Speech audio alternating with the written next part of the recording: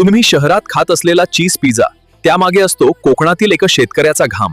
एका pizza slice मागे एका शेतकऱ्याचं भविष्य दडलं आहे. दररोज सकाळी कोकणात वाहतं एक पांढरं सोनं, म्हणजेच हे ताजे आणि शुद्ध दूध, जे आपल्या आयुष्याला एक नवी उभारी देते. 4 गायी असलेला छोटा शेतकरी दिवसाला साधारण 40 लिटर दूध विकतो, पण सर्व खर्च वजा केल्यावर त्याच्याकडे फार कमी पैसे उरतात. मग शहरातील महाग चीज प्रॉडक्ट्स मधून करोडो रुपये कोण कमावतो?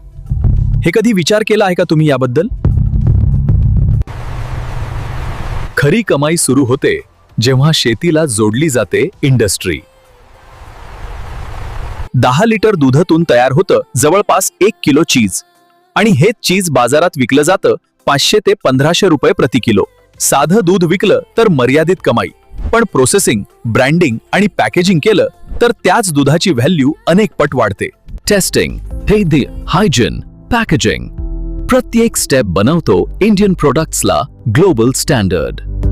कोकणातील दूध आता फक्त गावापुरतं मर्यादित नाही, ते पोहोचतंय जगभर. शहरातला प्रत्येक चीज बर्गर, पिझ्झा, सँडविच कोणाच्या तरी गावातील कष्टांवर उभा आहे. तुमचा पिझ्झा एका शेतकऱ्याच्या मेहनतीवर उभा आहे.